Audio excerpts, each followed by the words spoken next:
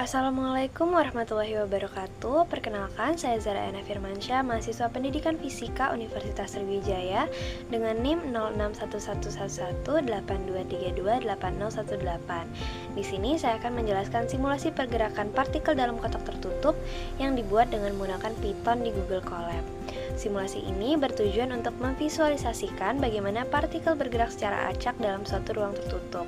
Dengan menggunakan konsep dasar fisika, kita dapat melihat bagaimana partikel berpindah dari satu titik ke titik lainnya, serta bagaimana mereka memantul ketika mencapai batas ruang.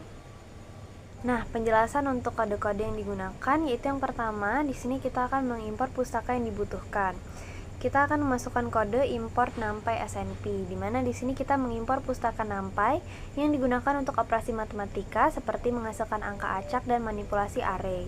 Kemudian kita akan menginisialisasi parameter simulasi, yaitu memasukkan nilai-nilai yang kita butuhkan. Di sini kita akan memasukkan terlebih dahulu n particles. N particles ini adalah jumlah partikel dalam simulasi. Artinya jumlah partikel yang akan bergerak di dalam suatu simulasi yang akan kita buat. Nah, selanjutnya ada box width. Box width ini menentukan ukuran ruang simulasi dalam bentuk kotak dengan panjang sisi yang dimasukkan di sini yaitu 10 satuan. Kemudian ada n steps, yaitu berapa kali pergerakan partikel dihitung dalam simulasi. Dan yang terakhir ada dt, yaitu waktu antara setiap langkah simulasi. Dan di sini juga dimasukkan trajektori atau variabel yang akan menyimpan data koordinat partikel untuk visualisasi. Nah, nilai-nilai yang dimasukkan dari n partikel hingga dt ini dapat kita ubah sesuai dengan kemauan kita. Selanjutnya kita akan menentukan posisi awal partikel. Di sini kita mendefine dengan masukkan define get initial coordinates. Di sini terdapat koordinat sumbu x dan sumbu y. Dan untuk rumusnya tersendiri, di sini ada np random. Nah, np random ini akan menghasilkan angka acak antara 0 dan 1. Dan dengan mengalikannya dengan box width, kita mendapatkan koordinat acak dalam rentang 0 hingga 1. Selanjutnya, kita akan menentukan kecepatan awal partikel, di mana di sini kita memasukkan define get initial velocities. Di sini juga terdapat velocity pada sumbu x dan velocity pada sumbu y. Dengan rumus np random dikurang 0,5 dikali 2. Nah, np random ini menghasilkan angka antara 0 dan 1 sama seperti penjelasan sebelumnya. Dan dengan mengurangi 0,5, angka acak akan berada dalam rentang minus 0,5 hingga 0,5. Kemudian ketika dikalikan dengan 2, kecepatan partikel berada dalam rentang minus 1 hingga 1 dalam kedua arah baik x dan y. Dan selanjutnya kita akan memasukkan fungsi untuk menggerakkan partikel. Nah, di sini kita masukkan kode define take steps x koordinat, y koordinat, x velocity, y velocity. Nah, yang pertama kita akan memperbarui posisi partikel, di mana di sini dapat lihat kodenya. Kita menggunakan rumus S sama dengan V dikali T untuk menghitung perpindahan partikel baik dalam sumbu X maupun sumbu Y. Kemudian kita juga akan mengecek apakah partikel mengenai dinding kotak. Di sini jika X koordinat kurang dari 0 atau lebih dari box width, berarti partikel menabrak dinding vertikal. Maka kecepatannya dalam arah X dibalik, X velocity sama dengan minus X velocity. Nah, hal yang sama juga dilakukan untuk kecepatan dalam arah Y saat partikel mengenai batas atas atau batas bawah kotak.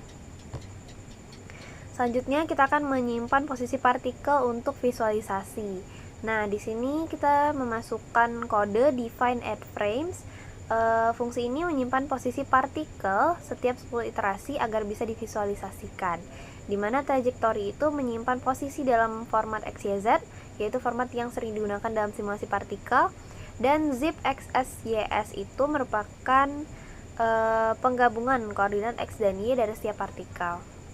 Selanjutnya kita akan menjalankan simulasi, di mana kita masukkan kode sebagai berikut. Nah, pada kode ini kita akan mendapatkan koordinat awal dan kecepatan awal menggunakan dua fungsi yang sudah dibuat. Kemudian loop utama akan berjalan sebanyak n steps untuk memperbarui posisi partikel setiap langkah waktu dt. Dan pada setiap 10 iterasi, posisi partikel disimpan untuk digunakan dalam animasi. Selanjutnya, kita akan memvisualisasikan kode yang telah kita buat menggunakan Py3DMall. Sehingga kita harus menginstal terlebih dahulu Py3DMall, kemudian kita akan mengimport Py3DMall dan memasukkan kode-kode sebagai berikut. Nah, sebelumnya Py3D-Mall ini adalah pustaka yang digunakan untuk membuat visualisasi partikel dalam format 3D. Adapun kode yang kita masukkan di sini ada view.addModels as frames untuk memasukkan data partikel dalam format XYZ untuk divisualisasikan. Kemudian kita masukkan juga kode viewAnimate untuk memutar animasi maju 1 kali. Kemudian di sini ada viewSetStyles menampilkan partikel sebagai bola dengan radius 0,5 satuan. Selanjutnya ada viewZoom2 menyesuaikan tampilan gambar agar semua partikel terlihat.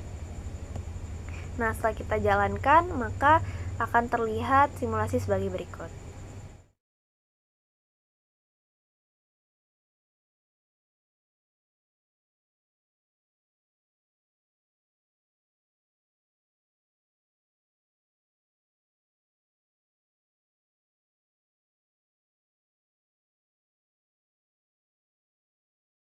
Demikianlah penjelasan terkait dengan simulasi mengenai gerak partikel, di mana simulasi ini menggambarkan pergerakan partikel dalam kotak tertutup dan dengan partikel bergerak secara acak serta memantul saat menyentuh dinding. Konsep ini itu dapat diterapkan dalam berbagai bidang fisika seperti gerak Brown, gas ideal, atau dinamika fluida. Dengan menambahkan faktor interaksi antar partikel, kita bisa memperluas simulasi ini menjadi model yang lebih realistis. Demikian yang dapat saya sampaikan. Terima kasih. Wassalamualaikum warahmatullahi wabarakatuh.